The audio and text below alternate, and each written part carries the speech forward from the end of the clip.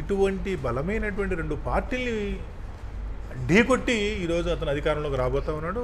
ఫలితాలు చూస్తుంటే ఖచ్చితంగా అతను ముఖ్యమంత్రి అయ్యేటువంటి సమయం అతి దగ్గరలోనే ఉందనిపిస్తుంది. ఆ తక్కువ పడేటువంటి సీట్లు ఏదో ఒక రాజకీయ పార్టీ అక్కడ 2-3 స్థానాలు సాధించేటువంటి వీసీకే, కమ్యూనిస్ట్ లాంటి పార్టీలు ఎవరో ఒకళ్ళు ముందుకొచ్చే అవకాశం ఉంది. కాబట్టి ఎన్టీ రామారావు గారిని, విజయ్ గారిని కంపేర్ చేయలేం.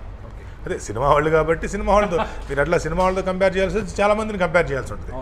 దేశంలో అనేక మంది రాజకీయాల్లోకి వచ్చారు సినిమా వాళ్ళు. కానీ ఎన్టీ రామారావుతో కంపేర్ చేయడానికి ఎన్టీ రామారావు గారు జాతీయ పార్టీని ఢీకొన్నారు. జాతీయ పార్టీని ఢీకొనడం ఎప్పటికైనా తేలిక, గుర్తుపెట్టుకోండి. ఎందుకంటే ప్రాంతీయవాదం పేరుతో, రాష్ట్రం పేరుతో, భాష పేరుతో, కులం పేరుతో, రకరకాల వాదాల పేరుతో కొట్టచ్చు జాతీయ పార్టీ. కానీ ప్రాంతీయ పార్టీలు ఆల్రెడీ ఎప్పటికే ఉన్నాయి. ఏదైతే తమిళనాడులో బలమైనటువంటి ద్రవిడవాదం ఉందో, నేను ఆ ద్రవిడవాదం జోలికి పోను అని చెప్పి అధికారంలోకి వచ్చాడు. ఇది గొప్ప విషయం. గొప్ప అధికారంలోకి వస్తున్నాడు. కాబట్టి ఖచ్చితంగా Vijay it's a unique example for future politics అండి. అందులో అనుమానం లేదు. అంటే ఓటరు మనసును మార్చడంలో విజయ్ నుంచి ఆకట్టుకున్న అంశాలే అంటే మనసును ఆకట్టుకోవడం అనే దానికంటే ఇప్పటికే ఉన్నటువంటి ప్రభుత్వాల మీద, నాయకుల మీద విసిగి వేసారినటువంటి జనం ప్రతిరోజు ఆల్టర్నేటివ్ కోసం ఎదురు చూస్తూనే ఉంటారండి. ఈ ఆల్టర్నేటివ్ కోసం ఎదురు చూస్తున్నటువంటి వాళ్ళ సంఖ్య ఎక్కువైనప్పుడు రాజకీయ అధికారం మార్పిడికి అవకాశం ఉంటుంది. ఈ రాజ్యాధికార మార్పిడికి అవకాశం ఉంది అని తెలుసుకొని ఎవరైతే రాజకీయాల్లోకి వస్తారో వాళ్ళు సక్సెస్ అవుతారు. సో విజయ్ గారి విషయంలో జరిగింది అదే. విజయ్ గారు వచ్చి ఏదో చేస్తారు అనే దానికంటే కూడా ఈ ఉన్న వాళ్ళకంటే కూడా బెటర్గా ఏదైనా చేయగలుగుతాడు అనేటువంటి దాన్ని ఎక్స్పెక్టేషన్స్ అంటారు. యాస్పిరేషన్స్ అండ్ ఎక్స్పెక్టేషన్స్ అంటారు కదా. అది తమిళనాడు ప్రజల్లో బలంగా ఉన్న కారణంగా ఈరోజు విజయ్ గారికి ఈ స్థాయి మద్దతును తమిళనాడు ప్రజలు ఇవ్వటం జరిగింది. అంటే స్టాలిన్ పొదపించే స్ట్రాంగ్గా ఉన్నాడు, స్ట్రాంగ్ సీఎం. ఒక రకంగా చెప్పాలంటే ఒక దశలో దక్షిణాది వాయిస్గా కూడా స్టాలిన్ నిలబడ్డాడు. స్టాలిన్కి ప్రజల్లో కూడా ఆ ఫాలోయింగ్ కనిపించింది. ఎక్కడ చూసినా కొంత ప్రభుత్వ వ్యతిరేకత ఉన్నట్టుగా ఎక్కడ కనిపించింది. ఎలక్షన్ అయిపోయినప్పుడు నిన్న ఎగ్జిట్ పోల్స్ వచ్చే వరకు కూడా. ఎందుకు ఒక్కసారిగా స్టాలిన్ ఈ స్థాయికి పడిపోవడానికి కారణం ఏమిటి? వాస్తవంగా జాతీయ స్థాయిలో చూస్తే కాంగ్రెస్ పార్టీ కంటే కూడా బలంగా మమతా అండ్ స్టాలిన్ ఇద్దరు కూడా బీజేపీకి వ్యతిరేకంగా పార్లమెంట్లో కానివ్వండి, బయట కానివ్వండి పోరాటంలో చాలా ముందంజలో ఉన్నారు. చాలా సందర్భాల్లో కాంగ్రెస్ కంటే కూడా వీళ్ళు బలంగా పోరాడుతున్నారు అనేటువంటి భావన దేశ ప్రజల్లో కలిగింది. అయితే ఒకానొక సందర్భంలో అవి శృతిమించి కూడా చేయటం జరిగింది. సరే, రాజకీయాల్లో మనమేమి కొలమానాలు, కొలబద్దలే ఉండవు, ఇంతవరకే చేయాలి, ఇంతవరకే చేయాలి. బట్ స్టాలిన్, మమతా మాత్రం కాంగ్రెస్ కంటే చాలా అగ్రెసివ్గా బీజేపీ మీద పోరాటం చేయటం విషయంలో ముందు ఉన్నారు, అనుమానం లేదు. అయితే ఆ పోరాటం కనీసం తన రాష్ట్రంలో ఉన్నటువంటి ప్రజల్ని ఆకట్టుకుంటున్నానా లేదా అనేటువంటిది ఆయన చెక్ చేసుకోవడంలో విఫలమయ్యాడనేది అర్థమవుతుంది.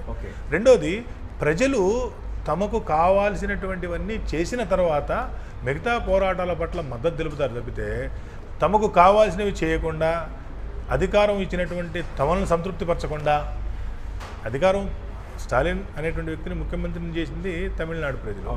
తమిళనాడు ప్రజలు చేసిన తర్వాత తమిళనాడు ప్రజలకు ఏమి కావాలో వారికి అది చేయకుండా ప్రపంచవ్యాప్త పోరాటాలు చేసినా పెద్ద ప్రయోజనాలు ఉండవు, ఉపయోగం ఉండదు. కాబట్టి తమిళనాడు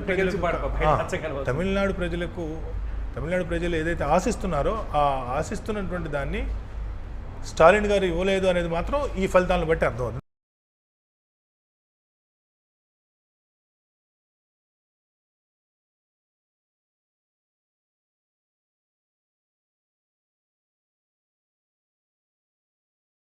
మూడో స్థానానికి రావడం అనేటువంటి చిన్న విషయం కాదు. అక్కడ ఇంకో క్వశ్చన్ కూడా రైజ్ అవుతుంది.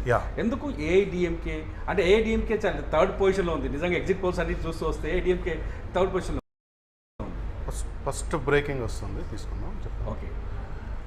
ఈ మొత్తం ఎన్నికల్లో పాండిచ్చేరి నుంచి మన ప్రాంతంలో ఉన్న యానం నుంచి మల్లాడి కృష్ణారావు గారు విజయం సాధించారు. ఫస్ట్ గెలిపి అనౌన్స్ చేయండి. యానం నుంచి 4500 ఓట్లతో గెలిచారు. 4500 ఓట్లతో యానం నుంచి గెలిచారు ఎన్ఆర్ కాంగ్రెస్ పార్టీ తరఫున.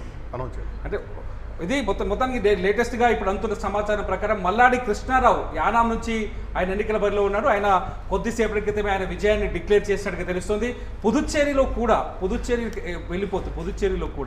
ఎన్డీఏ కూటమి బలంగా అంటే విజయం వైపు వెళ్ళింది. అంటే అక్కడ ఈ ఎఫెక్ట్ కనిపించింది అనుకోవచ్చా?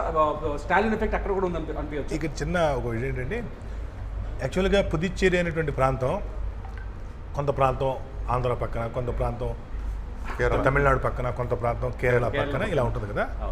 కానీ విచిత్రంగా ఈ 3 రాష్ట్రాల్లో ఉన్న ఎన్నికల వ్యవస్థకు రాజకీయానికి భిన్నంగా ఉంటుందండి. అక్కడ అక్కడ చాలా మెచ్యూర్డ్గా బిహేవ్ చేస్తుంటారు. నేను గతంలో అక్కడ పనిచేశాను, నారాయణ స్వామి గారు ఉన్నప్పుడు పనిచేశాను, ఇప్పుడు రంగస్వామి గారు ఉన్నప్పుడు కూడా చాలా మెచ్యూర్డ్గా బిహేవ్ చేస్తారు అక్కడ.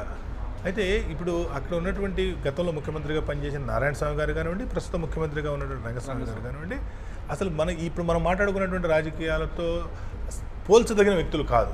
వాళ్ళు చాలా నిరాడంబరంగా రాజకీయాల్ని అంటే ఎంత ప్రజారంజకంగా చేస్తుంటారంటే రాజకీయాన్ని చాలా ప్రజారంగంగా చేస్తుంటారు. సో సహజంగా ఇక్కడ ఇప్పుడు వాస్తవంగా డిఎంకే కాంగ్రెస్ పొత్తులో ఉన్నది తమిళనాడులో. అక్కడ కూడా పుదుచ్చేరిలో కూడా ప్రధాన పార్టీలు అవే.